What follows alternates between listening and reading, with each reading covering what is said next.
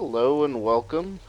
So in this video we're going to get you familiar with your probably most useful asset, which is your armor elements.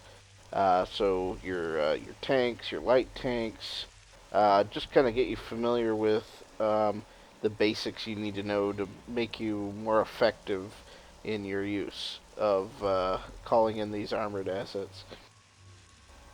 So the first thing that you should be familiar with, especially for keeping your tanks alive as long as possible, is your line of sight.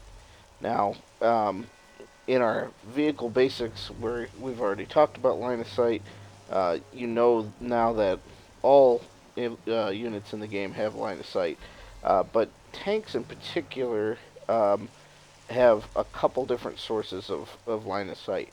You have your tank commander or turret gunner, you have your actual gunner, and then you have your driver or hull gunner.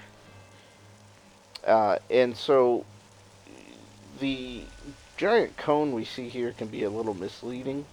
Uh, what most of that line of sight is coming from is actually our turret gunner, because he is uh, exposed at the top of the turret. He has a full infantryman's line of sight there.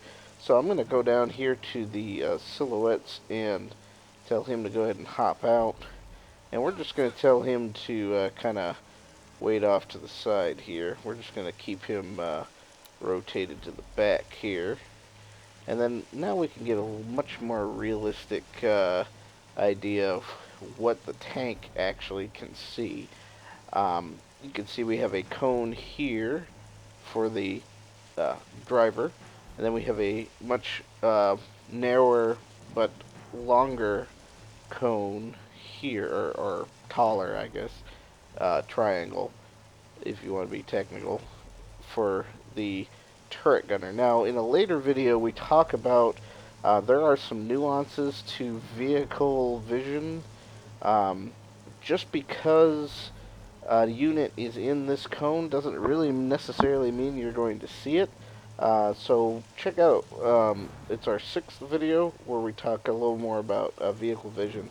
But for now, just knowing that you actually have two sources of line of sight without the turret gunner, you can utilize that to your maximum potential by offsetting the turret. You know, if you're worried about infantry sneaking up, keep that hull pointed to the side, maybe. If you're not so worried about getting a shot from the side there from an enemy AT or tank, utilize that line of sight. Now, just like with any vehicle, of course, the crew can be decrewed, and we can see there we've got an empty tank now. Let's go ahead and have them hop back in, and then we'll talk about the order of them going in here. So with a tank, with most vehicles, your driver slot is going to be taken first. So we go ahead and have him go in. You can see there. Right now, in the halted state, if you only have a single infantryman, you're going to be in the turret. Okay, as soon as you start moving, you can see he's transitioned to the driver spot. It's only until I stop moving again when he takes back over the turret. Okay, so you can control a tank with only one unit, but if you're moving, you won't be able to shoot if you only have one crewman. As soon as we put a second one in, then you should be able to move and turn the turret and fire. However, if we fire, you can then notice we cannot turn the turret any longer. Our second crewman there has now taken over the loader spot. Now, as soon as we stop again, we have two men in the turret again, therefore we can turn the turret and move because we've got a gunner and a loader. But as soon as you start moving, if you have shot and you are currently reloading, you no longer have the ability to turn your turret because that crewman then has to take over the loading position. So typically, a tank can only be fully effective with 3 crewmen. Now you can see we have a gunner, a driver, and a loader. Okay. Uh, to be for this tank, since it has a turret gun on our M4, we would need to have a 4th crewman who actually, you may think he would go straight to the top, but he actually takes this kind of radio operator position. He's going to be manning that hull gun, and then our 5th and final crewman will actually take the 50 cal turret gun. Now, it's important to remember that any infantryman can take these roles in a tank at full effectiveness. You do not have to use your tank crew. Tank crew is only there as a cheap way of getting infantry to man a vehicle. You're probably already familiar, but typically a tank you're going to have a turret gun if you have one, the main gun, the coax, and the hull guns. Coax and hull, for the U.S. it's typically 30 cal, and the Sherman, of course, has the short barrel 75 millimeter.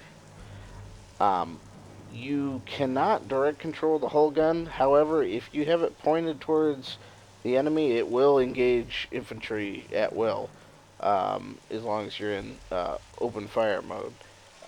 With the direct control on, we can turn the turret, and we can fire with the left click, and we can switch to the coax with right click, and fire also with left click. So right click switches between your 2 main armaments, and left click is going to fire. And then, of course, to change ammo by default, it is spacebar, because we have multiple ammo types for our main gun. So with our main gun equipped, we can tell because it is not grayed out. See, right now our coax is grayed out. We switch to it. Now the main armament is grayed out. You can left click here and click what ammo type you want, whether it's armor piercing, high explosive, or armor piercing composite ridge. But in direct control, you're going to want to just tap spacebar. So you hit spacebar there, and we're changing our ammo. And you can see when I change ammo there, the circle around my reticle, the center tells me what type of ammo I'm loading, and then the circle around it fills up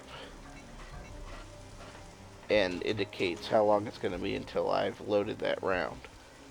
So with that said, let's look at the inventory of this tank here. We've got 2 repair kits, a piece of TNT, a fuel can, some armor piercing rounds, HE rounds, armor piercing composite ridge rounds. We've got machine gun ammo for the hull and coax guns. We've got the turret gun here, which you can take off the tank. You may or may not be able to get it on there. Some vehicles back on, some vehicles you can, some you can't. And then, of course, the heavy machine gun ammo for the 50 cal.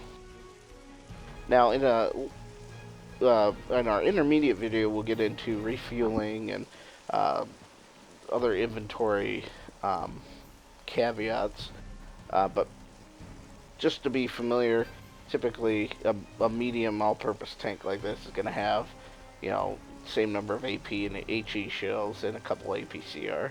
And we'll get into the finer points of what the rest of the inventory is useful for in our intermediate video. The next important thing to be familiar with any tank is to know the modules of the tank. So most any tank's going to have tracks. So you have your left and right tracks. You have your main gun, and that includes the mantlet here. Okay. You have your turret, obviously, and you have the hull, which, all four sides, just like the turret, has four sides as well. And when you look at the specifications, make sure you pay attention to where your weak points are, since you can see what the front side and rear and top armor of the hull and turret are. So keep that in mind when you're maneuvering and positioning. And then, of course, you have the engine in the back typically. Some have it in the front, but it's typically in the back there. Make sure fully utilize your line of sight. Uh, Also, just for a little more detail on the turret gun here, it does have a limited traverse, so you may have to point the turret at what you want to engage before the turret gunner will engage them. So keep that in mind for the hull gun and the turret gun. You want to be facing the hull and the turret, always towards the enemy. And hopefully that will get you started until our next video.